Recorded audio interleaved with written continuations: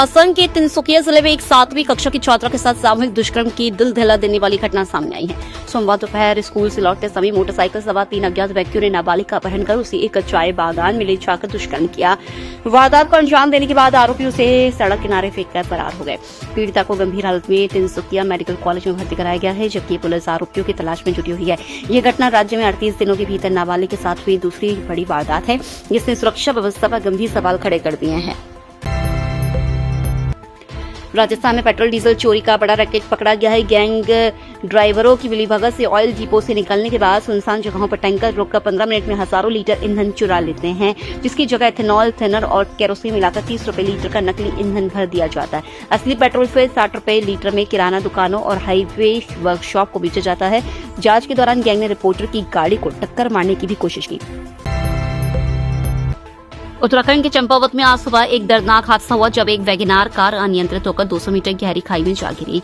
लोहा घाट ब्लॉक के डूंगरपुरा क्षेत्र के पास हुए इस हादसे में एक महिला सहित 2 लोगों की मौके पर ही मौत हो गई, जबकि एक व्यक्ति घायल हो गया। पुलिस अधीक्षक अजय गणपति कुम्हा के निर्देश पर एसडीआरएफ और स्थानीय पुलिस की टीमें तुरंत मौके पर पहुंची और रेस्क्यू ऑपरेशन शुरू किया। उत्तर प्रदेश के मिर्जापुर में बुधवार सुबह बड़ा रेल हादसा हुआ। कालका एक्सप्रेस की चपेट में आने से 6 महिलाओं की मौत हो गई, कई श्रद्धालु घायल है। हादसा चुनार रेलवे स्टेशन पर सुबह 9:30 बजे हुआ। भीड़ के चलते कुछ श्रद्धालु प्लेटफॉर्म की बजाय ट्रैक पर उतर गए। तभी तेज रफ्तार कालका एक्सप्रेस वहां से गुजरी और कई लोग उसकी चपेट में आ गए। प्रत्यक्षदर्शियों के मुताबिक हादसा इतना अचानक हुआ कि किसी को संभलने का मौका नहीं मिला। सभी महिलाएं गंगा स्नान के लिए जा रही थी। मुख्यमंत्री योगी आदित्यनाथ ने हादसे पर शोक जताते हुए जांच के आदेश दिए हैं।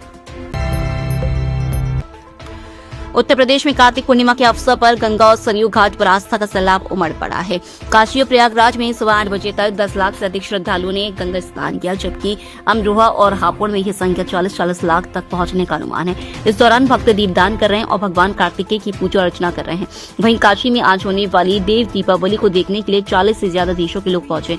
मुख्यमंत्री योगी गंगा में क्रूज से इस भव्य आयोजन को देखेंगे, जबकि पीएम मोदी ऑनलाइन जुड़ेंगे, जिससे धार्मिक उत्साह और बढ़ गया है। अमेरिका में सरकारी कामकाज ठप रहने का सिलसिला 36वें दिन में प्रवेश कर गया है, जो अमेरिकी इतिहास का सबसे लंबा शटडाउन बन गया है।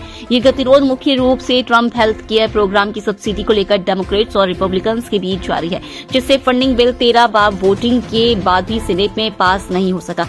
कांग्रेस नल बजट ऑफिस के अनुसार इस शटडाउन से अब तक 11 अरब डॉलर तक का बड़ा आर्थिक नुकसान हो चुका है। सबसे ज्यादा मार 14 लाख सरकारी कर्मचारियों पर पड़ रही है, जिनमें से लाखों बिना वेतन के काम करने या छुट्टी पर जाने को मजबूर हैं, जिससे देश की अर्थव्यवस्था और आम जनजीवन बुरी तरह प्रभावित हो रहा है। भारतीय मूल के जोहरान ममदानी फिल्म डायरेक्टर मीरा नायर के बेटे ने न्यूयॉर्क के मेयर चुनाव में ऐतिहासिक जीत दर्ज की है। ममदानी को 50% से ज्यादा वोट मिले, जबकि पूर्व गवर्नर एंड्रयू कुओमो 41% वोटों के साथ दूसरे स्थान पर है। ममदानी पिछले 100 सालों में सबसे युवा पहले भारतवंशी और पहले मुस्लिम मेयर बने हैं। वहीं गजाला हाशमी ने वर्जीनिया की लेफ्टिनेंट गवर्नर का चुनाव जीतकर भारतीय मूल की एक और सफलता दर्ज की है। अमेरिका के केंटकी राज्य के लुईविल में बुधवार शाम यूपीएस कंपनी का कार्गो प्लेन क्रैश हो गया। हादसे में 7 लोगों की मौत और 11 घायल हुए। वहीं एफएए के मुताबिक फ्लाइट 2976 ने मोहम्मद अली इंटरनेशनल एयरपोर्ट से उड़ान भरी थी, लेकिन उड़ान के कुछ देर बाद ही हादसे का शिकार हो गई। विमान में करीब 38,000 गैलन ईंधन था, जो विस्फोट के बाद आग का गोला बन गया। तेज धमाके और आग की लपटों से इलाके में दहशत फैल गई।